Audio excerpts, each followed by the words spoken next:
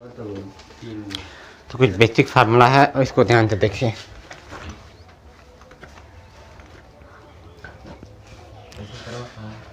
पहला अध्याय पढ़ने से पहले इसको अगर रिवीजन कर लेंगे तो अच्छी तरह समझ में आ जाएगा।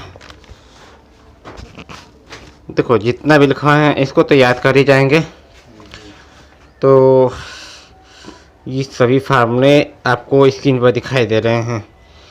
देखो पहला है बेरिलियम, और मान लो फास्फाइट बनाना है। फास्फेट को क्या लिखे हो? फास्फेट PO43, ठीक। फिर ये माइनस करके लिखा करो।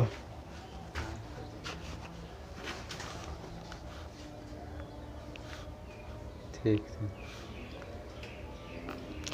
तो मान लो कि बेरिलियम, देखना ध्यान से। मनीष बनाए कि नहीं बना? नहीं बना। मान लो बेरिलियम है तो बेरिलियम की संयुक्ता आप देख सकते हैं 2+ है, और साथ में बेरिलियम के साथ में बनाना है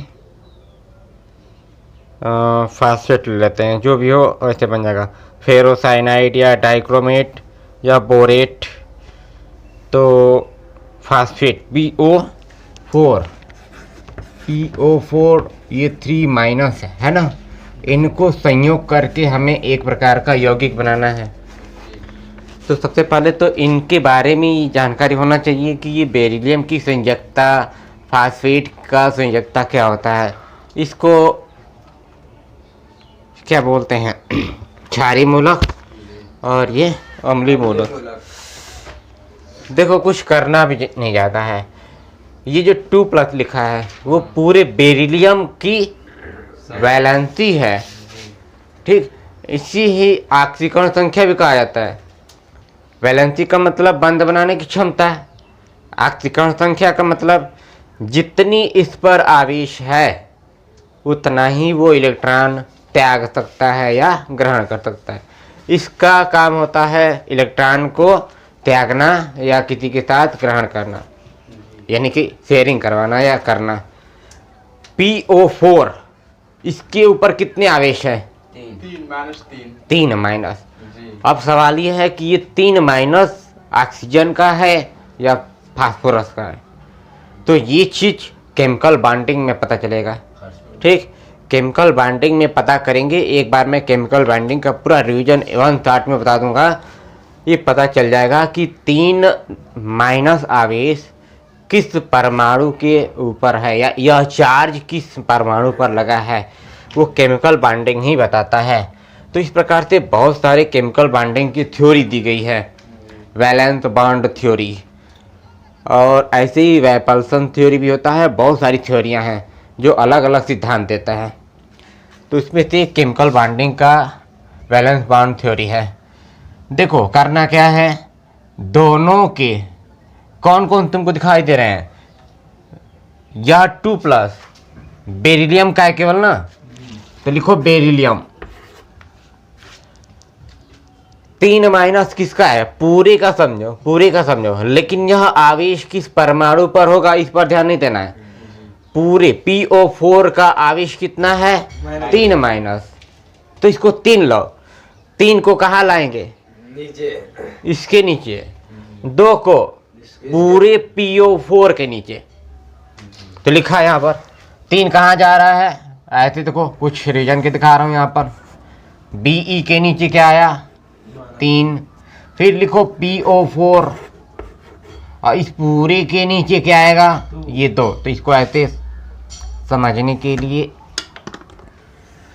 यहाँ पर, ठीक। तो 2 एकदम इस पूरे PO4 के ऐसे कोष्टक में डाल करके लिखेंगे, ऐसे बन गया। यदि इस BE की नीचे ये इस B यानी बेरिलियम का जो परमाणु संख्या 3 दिखा रहा है, अगर इस 4 रहता और पूरा PO4 के नीचे 2 लिखा है, तो अगर ये 4 रहता तो इस 4 को और इस 2 को क्या कर देते? सरल कर देते अनुपात में। मतलब 2 दूना के 4 और 2 एकम 2। तो यहाँ पर जब 1 बनेगा तो 1 लिखा नहीं जाएगा, छोड़ देंगे। यहाँ क्या बनेगा? 2। तो लिख देंगे BE2PO4 हो जाएगा। अब नाम क्या होगा? तो हम देखते हैं इसमें क्या है। बेरिलियम, बेरिलियम लिखा था तो लिख दिया बेरिलियम,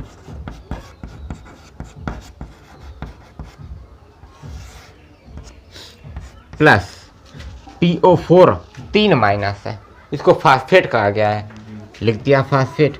और यही जब बनकर आएगा तो नाम के रूप में उभर जाएगा, क्या बनेगा? Beryllium phosphate.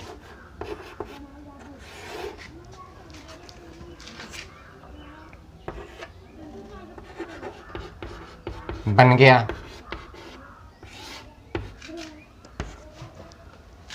अब बताओ कोई दिक्कत है? और देखो कैसे कैसे प्रकार के यौगिक बनते हैं। मैं बना रहा हूँ अमोनियम। देखो अमोनियम का फॉर्मूला क्या है? NH4 प्लस है ना, NH4 प्लस कहाँ लिखे हो जी? NH4 plus ammonium, NH4 4, H के नीचे 4 है, तुम ऊपर लिखे हो क्या? देख लो अमोनियम का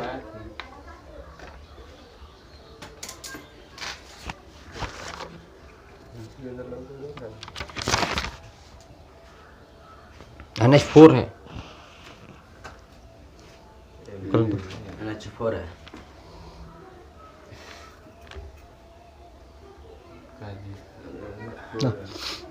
अमोनियम NH4, अमोनियम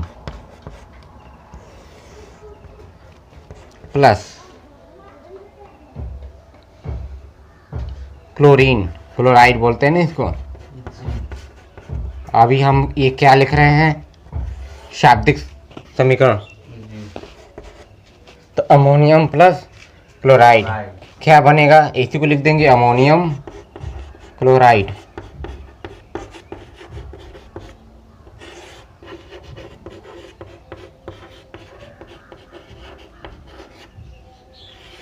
अब मन में क्या चल रहा है बताओ? मन में क्या चल रहा है इसको देख करके? अंकों में लिखेंगे, उस तरह लिखने का सर, जैसे अंकों में लिखेंगे, अंकों में इनके फॉर्मूले लिखना है बस, और आयनों को आदान प्रदान कर देना है। तो जो यहाँ पर आयनों का आदान प्रदान कर रहे हैं, इस नियम को बोलते हैं आयनिक बंध, ठीक। और इन आयनों को आदान प्रदान करके जो यौगिक बन रहा है, इसको कहते हैं आयनिक यौगिक।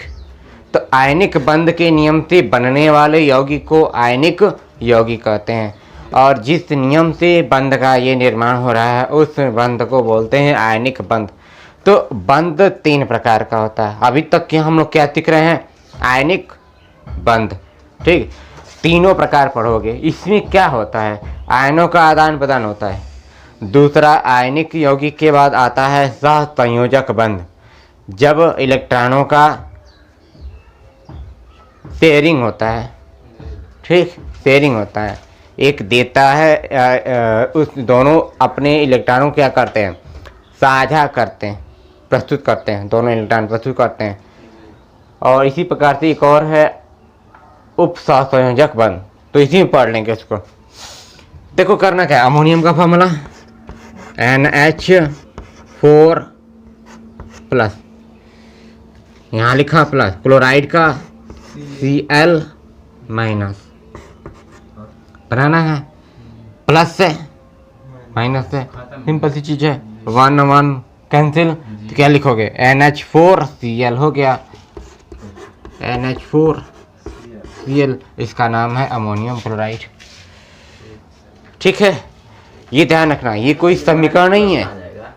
कौन सा? ये वही माइनस प्लस जो है, माइनस को माने, मतलब ये प्लस या ये प्लस माइनस? हाँ वही प्लस माइनस, ये प्लस और ये माइनस, ये मैंने लिखवाया है। अब ये प्लस कहाँ से आता है? वही बोला हूँ कि इसको केमिकल बॉन्डिंग में समझ जाएंगे। अब ऐसे कुछ रिवीजन से समझो कहाँ से आता है। क्लोरीन का मत पूछना कहाँ से आता है। ये क्लोरीन का जो माइनस चार्ज लगा है, मतलब 1 है ना, तो ये क्लोरीन की संयोजकता है। जानते हो कैसे निकालते हैं? क्लोरीन का परमाणु क्रमांक 70 लेकर के इलेक्ट्रॉनिक में बनाओगे, और अंतिम इलेक्ट्रॉन को लेकर के इसके प्रतीक के चारों तरफ चारों घरों में एक एक इलेक्ट्रॉन भरो और देखो कितने अयुग्मित इलेक्ट्रॉन प्राप्त होते हैं। तो वही अयुग्मित इलेक्ट्रॉनों की संख्या ही इसकी संयोजकता। देख लो, क्लोरीन है ना, 17 परमाणु क्रमांक इलेक्ट्रॉनिक में बनाया, 2 8 7 हुआ। अंतिम कोश में कितने इलेक्ट्रॉन है? 7। और इसी कोश को, जो अंतिम कोश है, इसी कोश को कहा जाता है संयोजी कोश। और संयोजी कोश में उपस्थित इलेक्ट्रॉन को संयोजी इलेक्ट्रॉन बताया था। तो इस संयोजी इलेक्ट्रॉन को लेकर, जो कि संयोजी कोश में है, 7 को लेकर के क्लोरीन का प्रतीक बनाया और 4 घरों में इन 7 इलेक्ट्रॉनों को एक एक करके भरना है। यहाँ एक भर दिया, 2 3 4, अब सब भर गया ना। अब 4 के बाद फिर 5 6 7, तो अब युग्मित करवाएंगे। देखो 4 हुआ, कहीं से भी युग्मित करवा सकते हो, 5 6 7। युग्मित का मतलब जो जिस ऑर्बिटल में या जिस कक्षक में 2 इलेक्ट्रॉन उपस्थित होते हैं उनको युग्मित इलेक्ट्रॉन कहते हैं। और जिस कक्षक में एक ही इलेक्ट्रॉन हो अकेला, उसको अयुग्मित इलेक्ट्रॉन कहते हैं। और वही अयुग्मित इलेक्ट्रॉन उस परमाणु की संयोजकता कहलाएगी। तो कितने युग्मित इलेक्ट्रॉन हैं? ये भी युग्मित है, ये भी युग्मित है, ये युग्मित है। इनको नहीं गिनना है। अयुग्मित इलेक्ट्रॉनों की संख्या एक ही है केवल ना। तो एक का मतलब क्लोरीन की संयोजकता 1। अब वो एक धनावेश है कि ऋणावेश है? ऋणावेश। क्यों? याद रखो क्यों? क्योंकि क्लोरीन के इलेक्ट्रॉनिक विन्यास में अंतिम कोश में जो इलेक्ट्रॉन है वो 4 से अधिक है। अधिक है तो अधातु, अधातु की संयोजकता माइनस में, और धातु होगा तो प्लस में। धन धातु, अधन अधातु। धन का मतलब धनावेश या धातु, धातु तो धनावेश। तो अधातु है इसलिए -4। अब बताओ क्या दिक्कत है? इस तरह से और बना सकते हैं। और नामकरण तुम्हारे हाथ में है, इसमें हमने लिखवा दिया है। सब नाम हिंदी में लिखने के लिए लिख सकते हो। इसमें और भी बहुत चीज़ें हैं। पंबलस, पंबलिक, पंबलिस लिखे हो, पंबलस है, Pb2+, पंबलस। अपने से मत लिखा करो, जो पहले से फिक्स है उसको बदला नहीं जा सकता। अच्छा, और देखो मैं बनाता हूँ।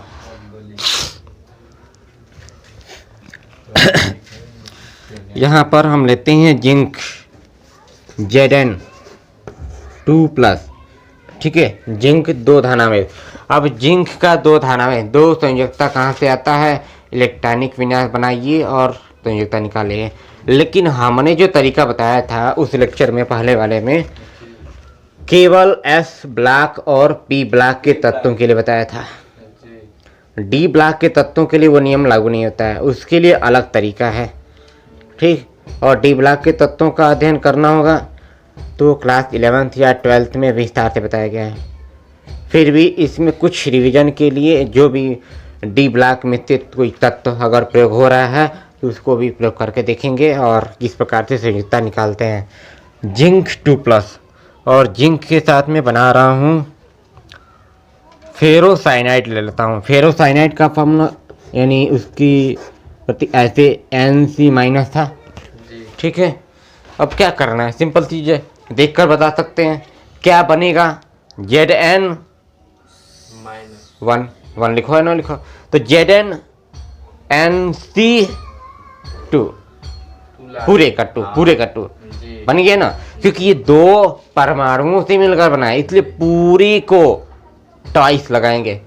तो बना दिया Zn, इसके नीचे 1 मत लिखो, Nc कोष्टक में डाल करके Nc और 2 कहाँ गया ऐसे, इसको पढ़ेंगे जिंक फेरोसाइनाइड बन गया।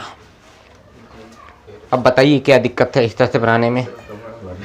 अब वैसे कोई ये कहे कि आप हमें मर्क्यूरिक हाइड्रोक्साइड बनाकर दिखाओ, तो ये मत सोचना कि यार मुझे तो मर्क्यूरिक हाइड्रोक्साइड याद ही नहीं है, उसका फॉर्मूला क्या होता है, वो मत सोचो।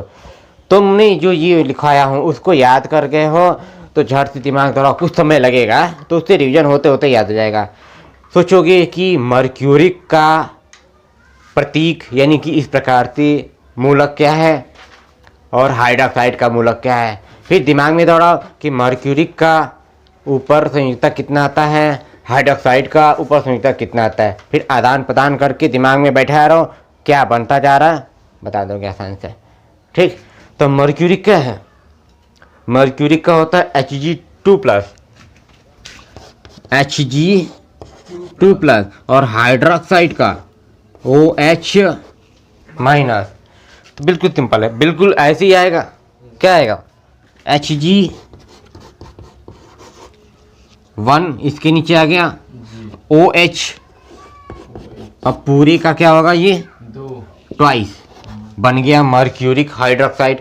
अब कोई कहे कि बताइए ये मर्क्यूरिक हाइड्रोक्साइड है या मर्क्यूरस हाइड्रोक्साइड है, दो प्रकार का होता है। तो Hg में प्लस और Hg में 2+ होता है। तो जब कम होता है तो बोलते हैं मर्क्यूरस, आज 2 है तो अधिकतम वाले को मर्क्यूरिक। तो बताओ कैसे पता करेंगे, ये तुमको फार्मूला दे दिया, अब पूछेगा कि इस फार्मूले का नाम बताओ।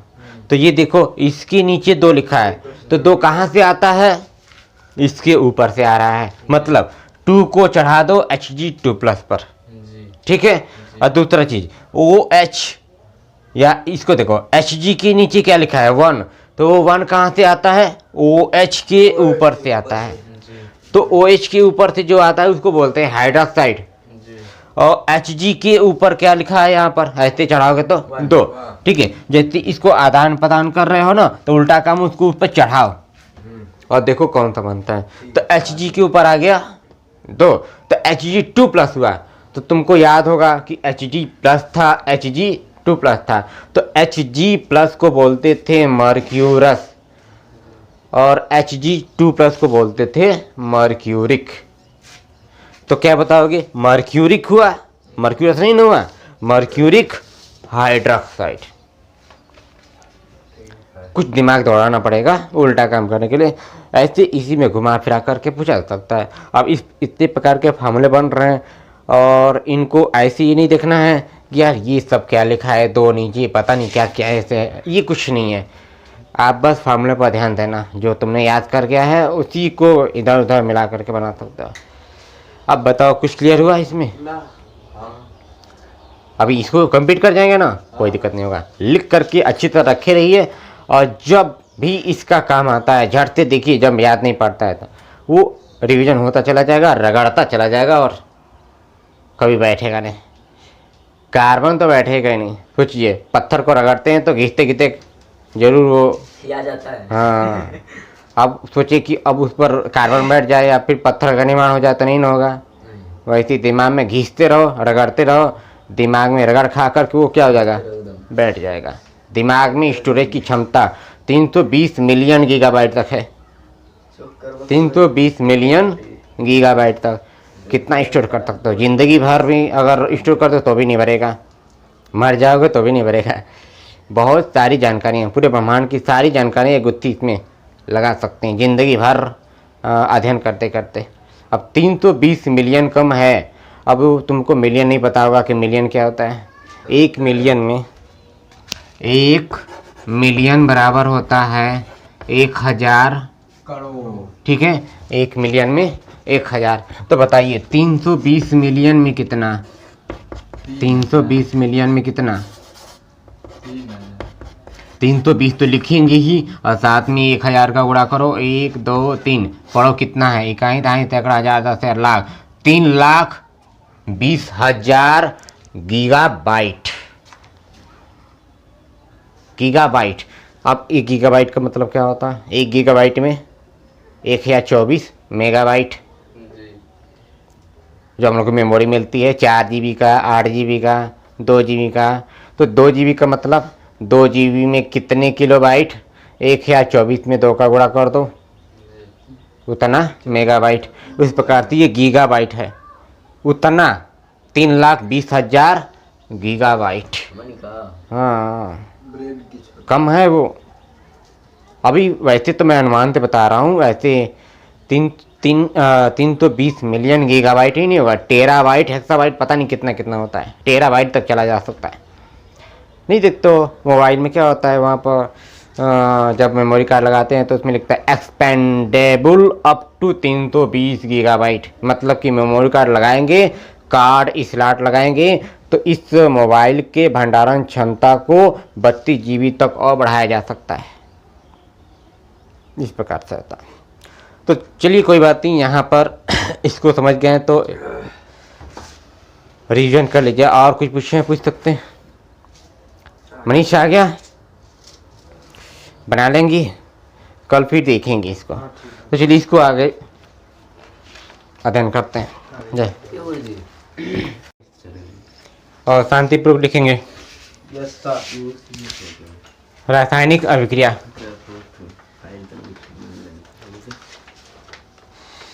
शीर्षक रहेगा, शीर्षक मतलब हेडिंग, रासायनिक अभिक्रिया।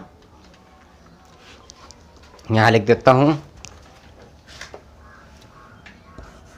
रासायनिक अभिक्रिया।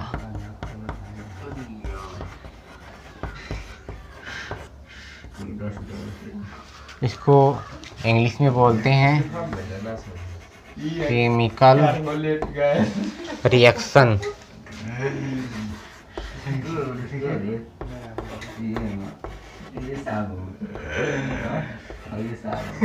रिएक्शन, ठीक है, शांत रहिए। केमिकल रिएक्शन लिख दो।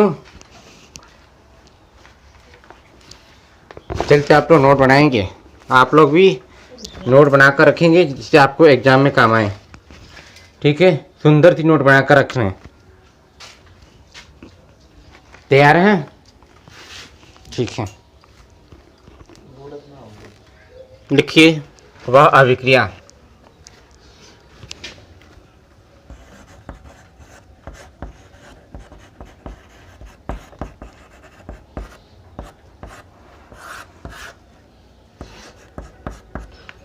और अच्छी तरह बनाएंगे नोट, जिसमें एक या एक से अधिक पदार्थ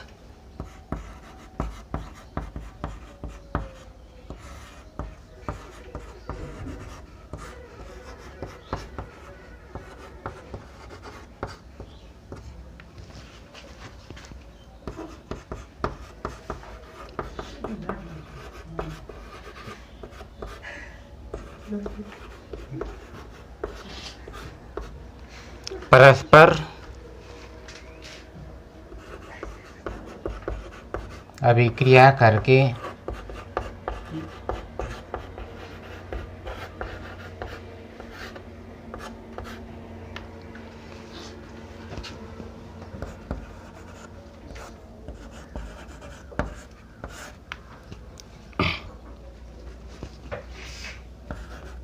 या पुनः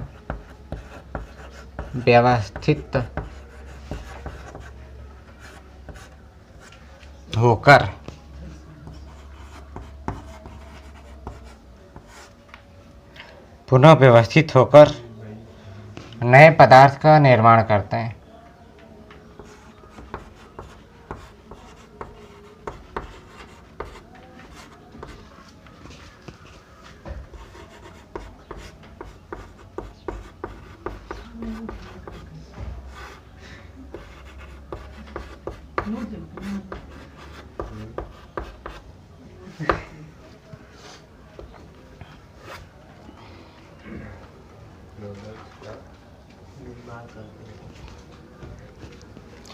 एवं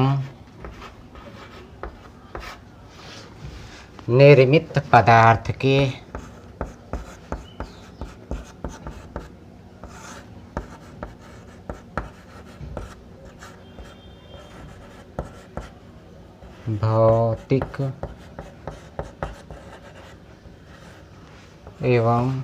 भौतिक व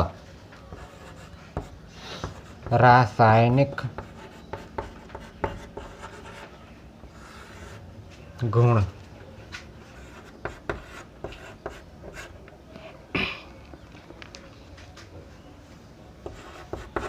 मूल पदार्थों से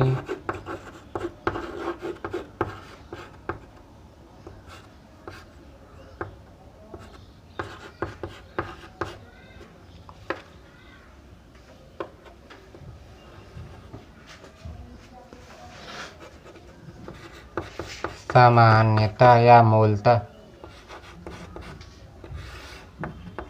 भिन्न होते हैं। भिन्न मतलब अलग अलग होते हैं।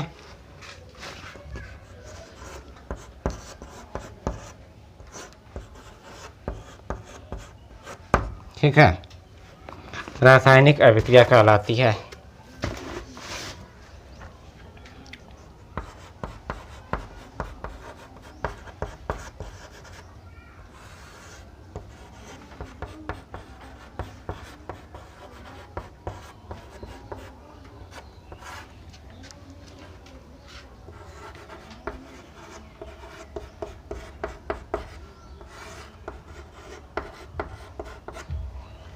ये तो रासायनिक अभिक्रिया का परिभाषा है। ओके, इसमें क्या लिखा है? एक या एक से अधिक पदार्थ आपस में क्रिया करके या फिर से व्यवस्थित होकर के नए पदार्थ का निर्माण करते हैं, और जो नया पदार्थ बनता है उसके भौतिक और रासायनिक गुण मूल पदार्थों से जिससे बना हुआ है उन पदार्थों से हमेशा भिन्न होते हैं। ठीक है, उनके गुणधर्म बदल जाते हैं।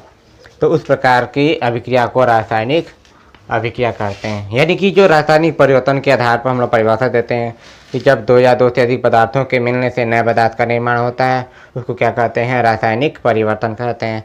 उसी प्रकार से है ये, और इनको इनके रासायनिक विधियों या नियमों द्वारा पुनः प्राप्त किया जा सकता है। ठीक, याद हो जाएगा बिल्कुल।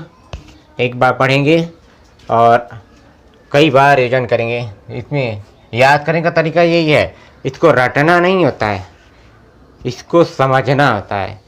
याद कब होगा? जब इसको समझेंगे, तब ये याद नहीं होगा जब इसको रटेंगे। रटने से याद नहीं होता।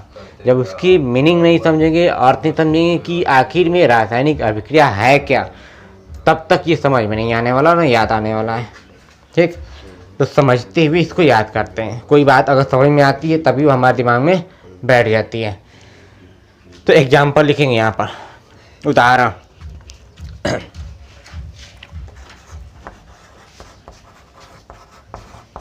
अब यहाँ से आपका वो चीज काम स्टार्ट हो जाएगा जो अभी मैंने बताया, यौगिकों को निर्माण करना। ठीक है, कैसे होगा यहाँ देखेंगे। जैसे मान लीजिए कि हम एक प्रकार का मैग्नीशियम धातु ले लो, और मैग्नीशियम धातु को अगर हम जलाएंगे तो क्या होगा? मैग्नीशियम ऑक्साइड बनेगा। जलाने का मतलब किसकी उपस्थिति में जला रहे हैं? ऑक्सीजन। ऑक्सीजन। तो लिखेंगे मैग्नीशियम धातु को ऑक्सीजन की उपस्थिति में जलाने पर, लिख दें मैग्नीशियम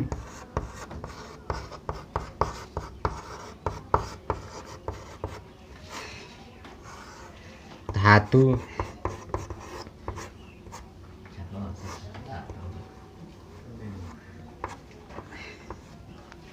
को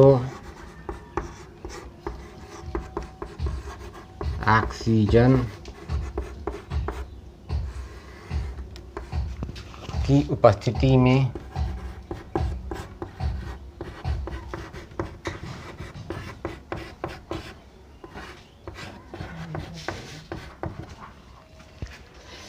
जलाने पर। अब जलाने पर क्या होगा आगे देखेंगे, और कैसे बनाना है ये हमें यहाँ चेक करना है। ठीक है, और एक एक करके छोटी छोटी पहले से जो समझेंगे। हमें पता है कि किसी भी धातु को आप ऑक्सीजन की उपस्थिति में जलाइए तो ऑक्सीजन से कोई भी धातु क्रिया करता है तो ऑक्साइड का निर्माण करता है। एकदम क्लियर रखिए। ठीक, यह धातु और अधातु वाले चैप्टर में पढ़ेंगे कि धातुओं की अन्य किसी यौगिक के साथ क्रिया करने पर क्या होता है, या अन्य किसी परमाणु से क्रिया करने पर क्या होता है। तो ये एक प्रकार का गुणधर्म है धातुओं का, कि धातुओं को यदि ऑक्सीजन के साथ जलाते हैं या कुछ भी क्रिया करवाते हैं तो ऑक्सीजन उस धातु को क्या करता है? ऑक्साइड में बदल देता है। तो यहाँ पर देखिए क्या बनता है, मैग्नीशियम यानी Mg होता है ना, आप प्लस ऑक्सीजन, तो ऑक्सीजन को O नहीं लिखेंगे, ऑक्सीजन गैस है, ठीक। और O लिखने का मतलब है ऑक्सीजन परमाणु। ध्यान रखिएगा, किसी भी तत्व के प्रतीक को अकेला लिखा जाए तो परमाणु है, और यदि उसको संयुक्त अवस्था में लिखा जाए, कुछ ऐसे परमाणु होते हैं जो संयुक्त अवस्था में होते हैं प्रकृति में, और मुक्त अवस्था में भी, तो मुक्त अवस्था में परमाणु है और संयुक्त अवस्था में अणु, जिनमें उनको गैस भी नाम दिया जाता है। तो वैसे यहाँ पर ऑक्सीजन गैस है, तब हम O2 लिखेंगे, O2 गैस होता है। अब क्रिया करवाना है। अब आप कहेंगे कि सर ये आप बना दीजिए MgO2, तो क्या ये सही है? बिल्कुल नहीं सही है, इससे नहीं बनाना है। यहीं पर वह नियम लागू किया जाएगा जो हमने आपको ये बताया कि इस अम्लीय मूलक और क्षारीय मूलक का आपस में क्रिया करा करके यौगिक का निर्माण कीजिए। तो वो किसके आधार पर हो रहा है? आयनों के आधार पर। तो यहाँ भी वही काम देखना है। यहाँ तो सिंपल सी चीज़ है, दो प्रकार के यौगिक परमाणु हैं, इनको मिलाने से जो यौगिक बनेगा वो एकल उत्पाद का निर्माण होगा। एक उत्पाद देखिए कैसे बनता है। तो हमने कहा कि इसको आप ऐसे बनाएंगे, ऐसे नहीं बनाएंगे, ये नहीं कि NgO2 लिख दीजिए बन गया, ऐसा नहीं है। इनको आपस में बनाने की एक विधि है कि कौन कितने इलेक्ट्रॉनों का साझा करके बनाएगा। तो देखिए कैसे बनाता है, Mg प्लस यहाँ O लिखिए ऑक्सीजन, ध्यान रखिएगा। इन दोनों की संयोजकताओं को लिखिए। मैग्नीशियम की संयोजकता प्लस या 2 प्लस होता है ना, ठीक। तो यहाँ लिखते हैं 2 प्लस, यानी 2 धनावेश। ऑक्सीजन कितना? 2 ऋण आवेश। अब बताइए, दोनों के आवेश बराबर हैं, विपरीत चिन्ह का है, कैंसिल हो गया, जो बचेगा उसको लिख देना है। क्या बन गया? MgO। अब बना यहाँ पर MgO, यह बनेगा MgO। और क्या पढ़ेंगे? पहले वाले को उसी नाम से पुकारो, और इस किसी भी धातु के साथ एक ऑक्सीजन जुड़ा है या ऑक्सीजन लगा है तो उसमें IDE जोड़ दो, ऑक्साइड हो जाएगा। तो मैग्नीशियम ऑक्साइड, ठीक है। अब बताओ, ये जो हमने बना करके ये लिख दिया कि मैग्नीशियम को ऑक्सीजन के प्रति जलाने पर ये बन गया, तो क्या ये मैग्नीशियम ऑक्साइड जो बना है, इस तरफ के परमाणुओं की संख्या और बाईं तरफ के परमाणुओं की संख्या संतुलित है? नहीं ना। तो अगर संतुलित नहीं है तो किस प्रकार का समीकरण हुआ ये? रासायनिक ढांचा समीकरण बना अभी, ठीक। और इसी को कंकाली समीकरण भी कहा जाता है, ठीक। यदि हम दोनों तरफ के परमाणुओं को संतुलित कर दें तो कौन सा समीकरण बन जाएगा प्रियांशु? रासायनिक संतुलित समीकरण बन जाएगा, ठीक। और जब इसी को हम ऐसे लिखते हैं हिंदी में, magnesium plus oxygen reactant magnesium oxide, Hindi में लिखते हैं तो कौन सा समीकरण कहलाएगा? शाब्दिक समीकरण। 3 प्रकार का मैंने रिविजन कराया था। तो अब ये जो बना है रासायनिक ढांचा समीकरण संतुलित कर देते हैं। तरीका बताए थे ना, पहले धातु, फिर अधातु, फिर ऑक्सीजन या हाइड्रोजन, फिर ऑक्सीजन। तो पहले धातु Mg कितना है? 1। Mg कितना है? 1। ऑक्सीजन कितना है? 2। ऑक्सीजन कितना है? तो क्या करना पड़ेगा, यहाँ पर 2 लगाना पड़ेगा ना, तभी ये 2 ऑक्सीजन हो गया। साथ में मैग्नीशियम भी इसी के साथ साथ 2 हो गया। तो यहाँ पर भी 2, तो यहाँ पर भी क्या कर दो? 2 कर दो। अब बताओ, 2 मैग्नीशियम, 2 मैग्नीशियम, 2 ऑक्सीजन, 2 ऑक्सीजन, ये संख्या है। और ये जो है ना, ये उस ऑक्सीजन गैस का मूल रूप है, इसको बदला नहीं जा सकता। कोई कहेगा कि बताइए ऑक्सीजन ये है, तो आप अगर इसको 4-5 बनाना चाहते हैं, 5, तो इसको ऐसे नहीं लिखा जा सकता। नहीं, ये किसी नियम से बनते हैं, ये किसी नियम से नहीं कहलाएगा। और क्या है वो नियम? वो केमिकल बॉन्डिंग बताता है। इसलिए कई प्रकार की थ्योरियाँ दी गई हैं, वैलेंस बाउंड थ्योरी, वेबल्सन थ्योरी, बहुत सारी थ्योरियाँ हैं। कंफ्यूज नहीं होइएगा, वो चीज़ आएगी। अभी तक हमें किसी रासायनिक अभिक्रिया में समीकरण बना करके संतुलित करना, उनको परमाणु संख्या को बराबर करने से मतलब है अभी तक। ठीक है, तो क्या ये सही है? लिख देते हैं यहाँ पर क्या है, मैग्नीशियम, नोट कर लीजिए यहाँ पर मैग्नीशियम था, मैग्नीशियम।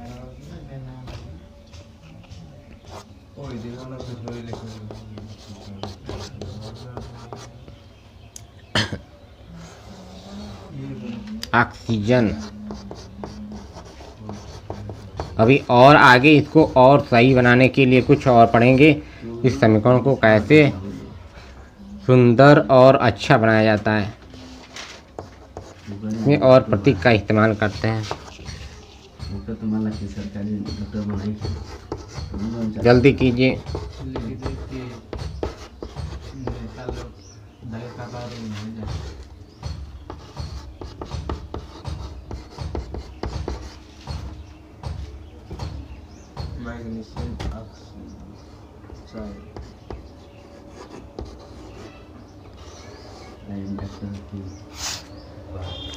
मैग्नीशियम ऑक्साइड के साथ साथ कुछ ऊर्जा भी प्राप्त होती है, उस ऊर्जा को हम लोग गणना नहीं कर सकते। ठीक, उस ऊर्जा को गणना करने के लिए वहाँ बताया जाता है कि कितनी ऊर्जा प्राप्त होती है, जो किलो कैलोरी में मापा जाता है। तो उस प्रकार का समीकरणों के प्रकार में आएगा, उसको देखेंगे कि यो कितनी ऊर्जा प्राप्त होती है या उसको किस प्रकार का समीकरण कहते हैं। इसको नोट कर लीजिए और इसको मैं हटा देता हूँ।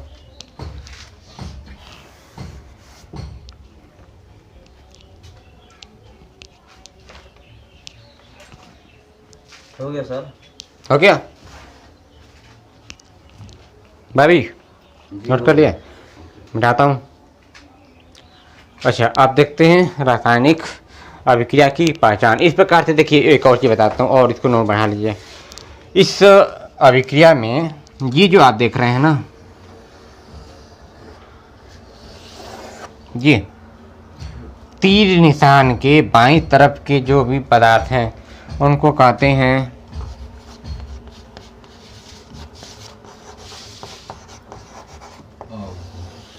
अभिकारक।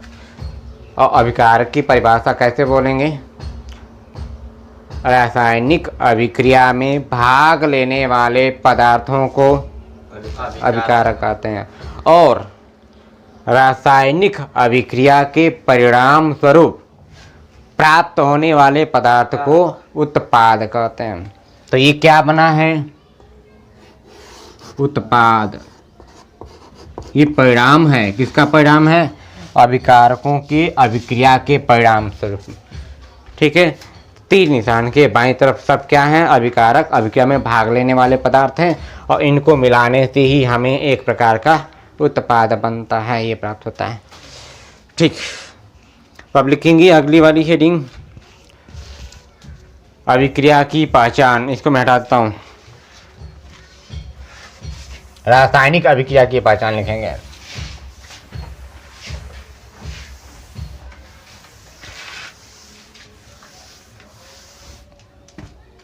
रासायनिक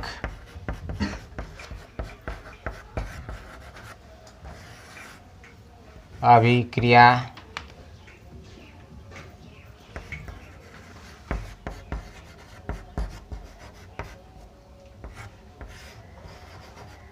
की पहचान।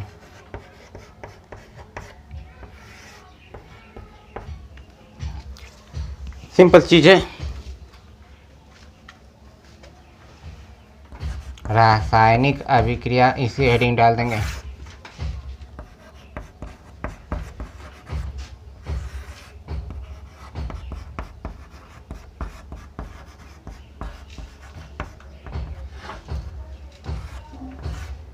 रासायनिक अभिक्रिया को निम्न परीक्षण से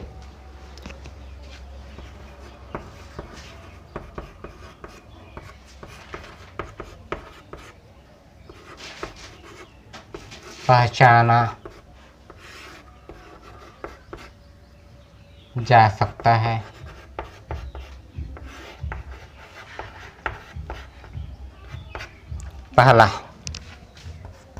पहला देखिए, लिखिए। पहला है अवस्था में परिवर्तन।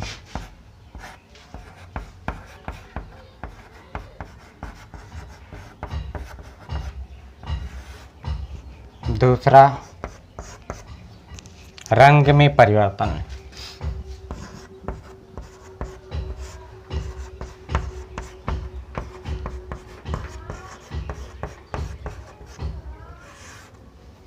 तीसरा और जो महत्वपूर्ण है, इसी पर ये निर्भर करता है, ताप में परिवर्तन। ताप देने पर ही तो यह अभिक्रिया होती है, कुछ बिना ताप से भी होते हैं।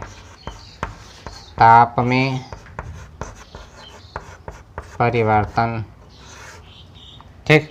और तीसरा है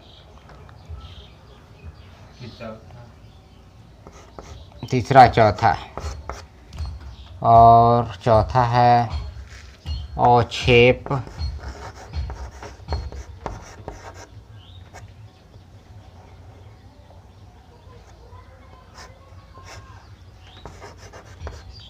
का बनना। अवक्षेप का बनना या अवक्षेप का निर्माण लिख दो।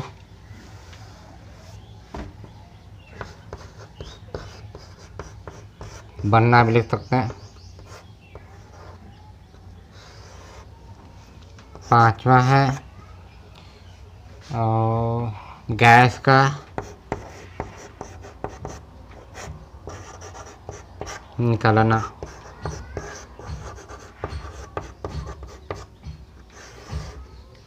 पांच प्रकार की पहचान के आधार पर रासायनिक अभिक्रिया की पहचान कर सकते हैं और इनको समझना भी बहुत आसान है। कोई भी एग्जाम्पल ले लेंगे, एक तो चूने वाले का, जो हम लोग लिपाई पुताई करते हैं, ये पेंटिंग करते हैं। चूना पहले स्थिति में कैसा दिखाई देता है? वाइट। अब वो वाइट है तो अभी हम उसके रंग की बात नहीं कर रहे हैं।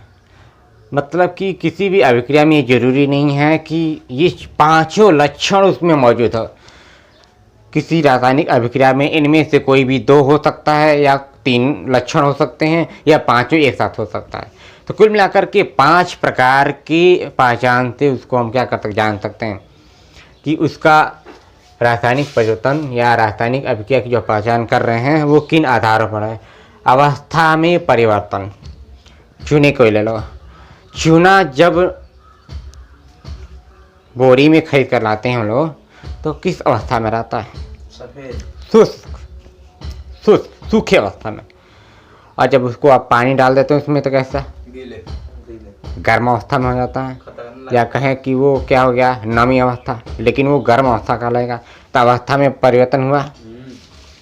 वैसे ही रंग में परिवर्तन, कोई ऐसा पदार्थ है जिसके रंग में परिवर्तन होता है? मिट्टी देख लो, मिट्टी सफ़ेद होता है ना, वो भी शुष्क होता है। मिट्टी, माटी बोलते हैं इसको, सूखा रहता है, सफ़ेद रहता है। एक बूंद चाहे एक गिलास पानी डाल दो उस पर, काला बनेगा। उसका रंग कैसा होता है? काला। तो रंग में परिवर्तन हुआ। तीसरा चीज, ताप में परिवर्तन, चूने वाला परिणाम देख लो। जब चूना में पानी नहीं डालते हैं तो किस अवस्था में रहता है उसका ताप? ठंडी अवस्था में रहता है, यानी कि उसका ताप उतना गर्म नहीं है। पानी डालने पर उसका तापमान क्या होता है? हाई टेम्परेचर का हो जाता है। और कुछ समय के बाद, क्रिया करने के बाद, जब वो पूरा पानी से क्रिया करके उसमें से जो भी रासायनिक या ऊर्जाएं हैं वो क्रिया कर लेती हैं, तब वो उसका तापमान धीरे धीरे शांत हो जाता है। तो ताप में परिवर्तन होता है। अब उसी में और देखो, अवक्षेप का निर्माण होता है कि नहीं होता है? होता है ना। चूने को हम लोग पूरी काम में नहीं लाते हैं, बल्कि कुछ इसमें से कुछ छानते हैं। तो जो छन्ने पर नीचे आता है, कुछ तल्टी में बैठा हुआ या कुछ कण मौजूद होते हैं, वो क्या होता है? अवक्षेप। उसी को अवक्षेप बोलते हैं, यानी अपशिष्ट, बचा हुआ पदार्थ। तीसरा, गैस का निकलना। देखो गैस कैसे निकलता है मैं दिखाता हूँ। गैस कैसे निकलता है? किसी भी अभिक्रिया को अगर क्रिया कराएंगे तो कुछ गैस का निर्माण होता है। वो कैसे होता है? जैसे कोई भी ऐसा पदार्थ ले लीजिए, या मान लीजिए कि हाइड्रोजन क्लोराइड है और उसमें सोडियम हाइड्रोक्साइड मिलाते हैं, तो हाइड्रोजन क्लोराइड और सोडियम हाइड्रोक्साइड जब मिलता है तो कोई ना कोई जिसमें हाइड्रोजन गैस या ऑक्सीजन गैस जरूर प्राप्त होगा। ठीक, ये एक प्रकार का गुणधर्म के आधार पर आता है। ये गुणधर्म धातु अधातु वाले चैप्टर में पढ़ेंगे। गैस तो जरूर निकलता है, इसमें कोई फर्क नहीं है। कोई भी देख लो, जैसे मान लो अवशिष्ट पदार्थ है, तो वहाँ पर जब आप जैसे मान लो ये खेतों में फेंकते हैं ना अवशिष्ट पदार्थ, उसको ज़मीन में गाड़ते हैं, वो सड़ जाता है, तो सड़ने के बाद उसमें से एक प्रकार की गैस निकलती है। वो कौन सी गैस होती है? मीथेन गैस, जिसको मार्स गैस बोलते हैं। मीथेन गैस सड़ी गली पदार्थों में, ठीक है, वो मार्स गैस होता है। तो इस प्रकार से इन चार अवस्थाओं के आधार पर उस अभिक्रिया की पहचान कर सकते हैं। पहचान करने का अर्थ ये नहीं है कि हम जान करके बताएं कि इसमें कैसा परिवर्तन हो रहा है, बल्कि उसको जानने वाली चीज़ है कि किस प्रकार से उसको पहचाने की रासायनिक अभिक्रिया है। यानी रासायनिक ही अभिक्रिया हो रही है, भौतिक अभिक्रिया नहीं हो रही है। भौतिक अभिक्रिया तो होती ही नहीं है। ठीक है, ठीक, तो इसको नोट कर लीजिए एक बार। अब पढ़ेंगे ये अभी तक हम लोग क्या पढ़े हैं? रासायनिक अभिक्रियाएं। अब मेन टॉपिक आएगा रासायनिक समीकरण। अब इसी रासायनिक समीकरण के प्रकार पढ़ना है। टॉपिक लिखेंगे रासायनिक समीकरण।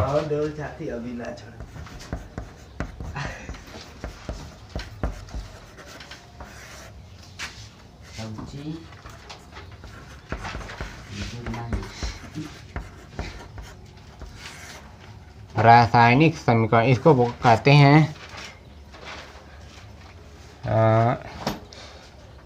Chemical equation.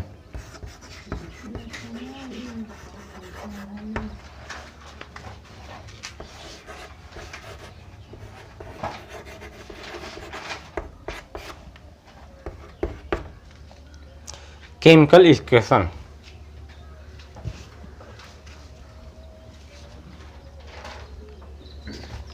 देखेंगे।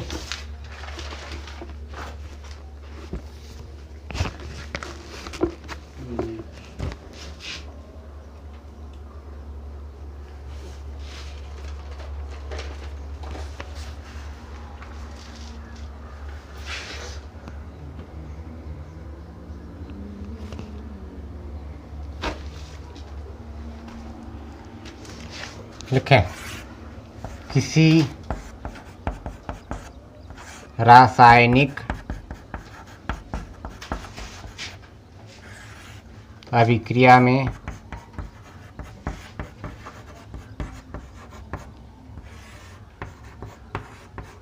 भाग लेने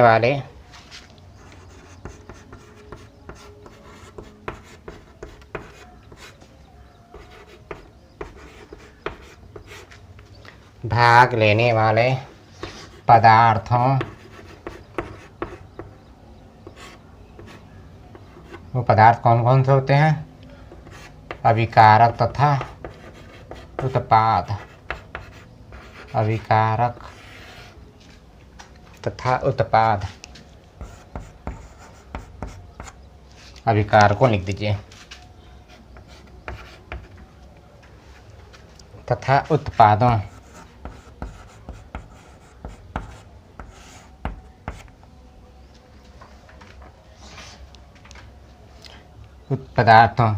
पदार्थों के संक्षिप्त प्रतीकों या संक्षिप्त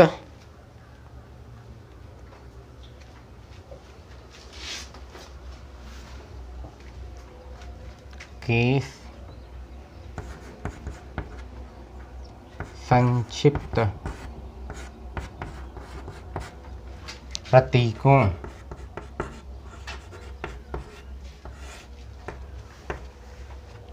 संक्षिप्त प्रतीकों तथा सूत्रों के माध्यम से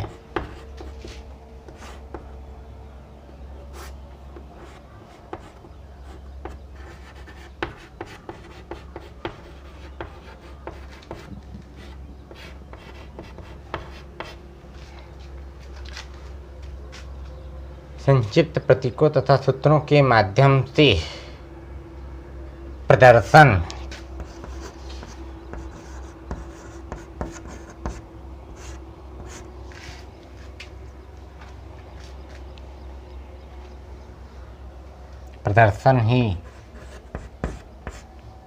प्रदर्शन को लिख दीजिए।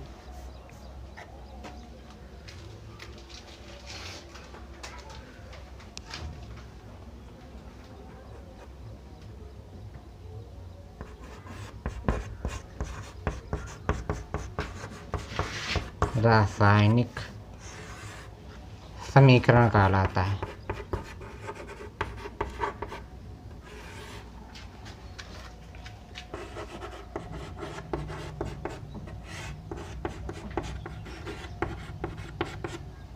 ठीक है, इसमें दो प्रकार के पदार्थ बनते हैं। पहला रासायनिक अभिक्रिया में भाग लेते हैं उनको अभिकारक, और परिणाम स्वरूप जो पदार्थ प्राप्त होता है उसको उत्पाद कहते हैं। तो यहाँ लिखेंगे लाइन छोड़ करके, रासायनिक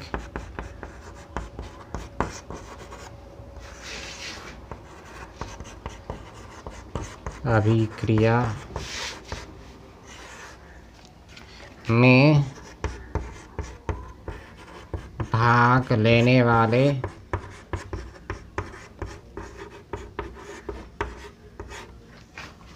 पदार्थों को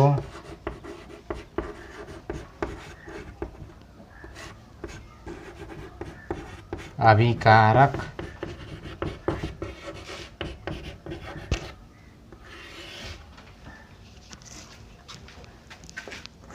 तथा परिणाम स्वरूप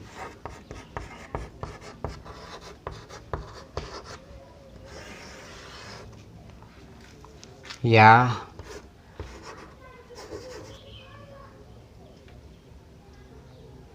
तथा अभिक्रिया के परिणाम स्वरूप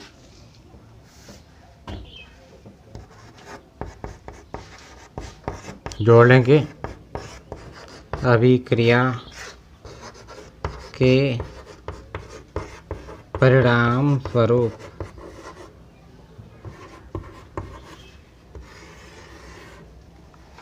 प्राप्त पदार्थ को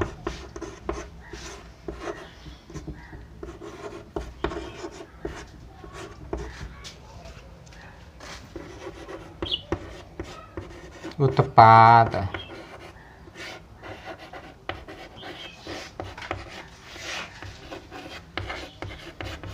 कहते हैं। ठीक है, एक बार पढ़ेंगे झट याद हो जाएगा। ठीक, वास्तव में यह रासायनिक समीकरण क्या है? जो अभिक्रिया में अभिकारक और उत्पाद होते हैं उनका संक्षिप्त प्रदर्शन या उनके सूत्रों की सहायता से लिखना, ये प्रदर्शन करना ही रासायनिक समीकरण कहलाता है। ठीक है, इनको छोटे तौर पर लिखा जाता है। अगर नहीं लिखते तो शाब्दिक समीकरण कितना बड़ा हो जाता, इसलिए इनको रासायनिक समीकरण के रूप में संक्षिप्त प्रदर्शन किया जाता है। एग्जाम्पल में लिखेंगे मेथेन का दहन।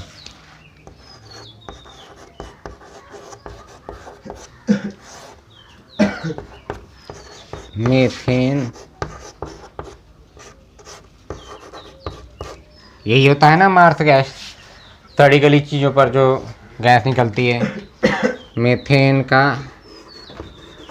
दहन। अब ऐसे कोई कह दिया आपको मेथेन का दहन करवाइए, तो आपको क्या करना पड़ेगा? रासायनिक समीकरण देना पड़ेगा। तो मेथेन का दहन किस स्थिति में होगा? ऑक्सीजन की उपस्थिति में। तो लिखेंगे यहाँ पर मेथेन, तो मेथेन का फॉर्मूला आपको पता होना चाहिए। और वो कैसे बनता है?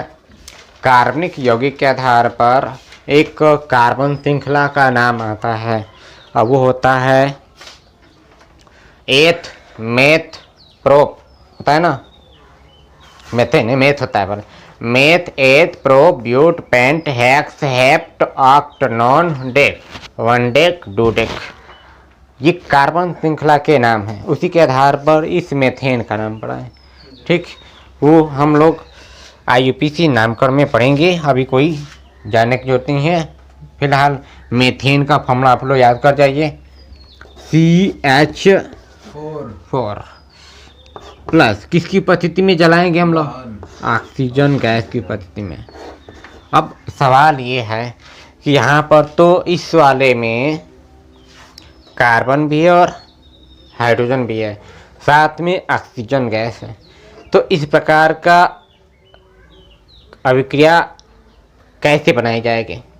तो हमने आपको कहा था कि जब भी किसी दो यौगिक में या दो परमाणुओं के साथ या दो यौगिक यहाँ जो मिल रहे हैं उनमें इसमें हाइड्रोजन इसमें ऑक्सीजन हो, तो हाइड्रोजन ऑक्सीजन को देखता है तो क्या बनाता है? पानी, है ना? तो बना दिया पानी। पानी अब कैसे बनेगा ये भी देख लीजिए। वास्तव में हम जानते हैं कि H2O पानी होता है, लेकिन कैसे बनेगा? हाइड्रोजन और ऑक्सीजन से मिलकर बना है पानी। तो हाइड्रोजन ऑक्सीजन बनता कैसे? ये वास्तव में आता है H+ और OH- से आता है। तो ये प्लस और ये माइनस कैंसिल। अब देखिए दो हाइड्रोजन है तो लिखिए H2 और ये ऑक्सीजन लिखिए, बन गया इस प्रकार से। ठीक है, ये H2O का है तो H2O बना दिया। और क्या बनेगा? आप जानते हैं कि कोई भी पदार्थ जलाइए तो धुआं निकलेगा, तो उसका धुआं का फॉर्मूला जानते हैं, कार्बन डाइऑक्साइड। अब कार्बन डाइऑक्साइड का फॉर्मूला बनाना है तो लिखिए कार्बन और ऑक्सीजन है ना, तो कार्बन की संयुक्ता -4, ऑक्सीजन की संयुक्ता भी -2। आदान प्रदान कर दीजिए। C के नीचे आया क्या? 2, तो लिखेंगे C2O4। अब बताओ, ये तो C2O4 आ रहा है, हम लिखें CO2। अब क्या होगा? कटा देंगे सर जी, कटा देंगे। कितना आएगा? CO2 आएगा। ठीक, 2 को काटा, इसको 4 को काटा, मतलब ऐसे यहाँ दिखाता नहीं है, बल्कि समझने के लिए ये लिखेंगे CO2। 2 से डिवाइड हो रहा है, अनुपात बना दो, बन गया ना CO2। अब एक और चीज़ जरूर बता देता हूँ, नोट कर लेंगे इसको। CO2 का जो फार्मूला मैंने ये बनाया है, यह फार्मूला क्या कहलाता है? मूलानुपाती सूत्र कहलाता है, मूलानुपाती सूत्र। और जब हम इनके परमाणुओं की संख्या को सरल अनुपात में लिखते हैं तो उसको कहते हैं सरल अनुपाती सूत्र, सरलानुपाती सूत्र। ठीक है, ये क्या है? सरलानुपाती सूत्र। और ये क्या है?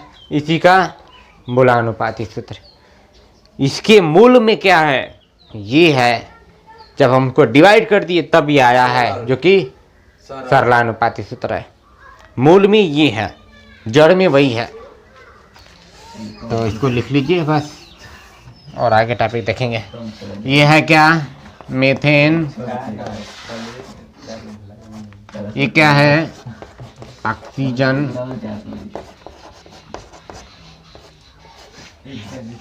क्या प्राप्त हुआ? Carbon dioxide.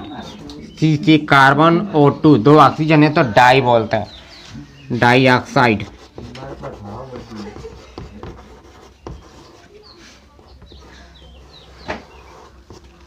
और ये क्या है? जल। इसको क्या बोलेंगे? इसको हाइड्रोजन ऑक्साइड कह सकते हैं, लेकिन इसका सामान्य नाम या ऐसे कई प्रकार के नाम आते हैं, सामान्य नाम, व्यापारिक नाम, रासायनिक नाम, वैसे आता है। ठीक, नहीं वैसे नहीं बनता। वही चीज़ मैं बता रहा हूँ कि बनाना है तो इनके आयनों को आदान प्रदान करें, इसलिए वो जरूरी है। उसको नहीं जानेंगे तो ये कैसे समझेंगे? नहीं जाने तो ये नहीं करेंगे कि क्या करेंगे? CH4O2 लिख देंगे, हो जाएगा। ऐसा नहीं चलता है। ठीक है, कोई अनपढ़ लड़का रहेगा भी ना, तो अगर उससे पूछा जाएगा कि कोचिंग कैसे आए हो, तो बोलेगा I am बस। अंग्रेजी नहीं जानता है तो बोलेगा I am बस, तो टीचर समझ जाएगा कि ये बस से आया है। लेकिन क्या बोला? I am बस। आई एम बस का मतलब मैं बस हूँ। और टीचर समझ गए कि हाँ ये मतलब बस से आया है। अब वो अंग्रेजी नहीं जानता लड़का तो यही ना बोलेगा जी। वैसी आप लोग जानेंगे तो बना देंगे। अरे जब ये जानेगा 4 तो और 2 हो बोल गया। देगा। ठीक है, नोट कर लीजिए।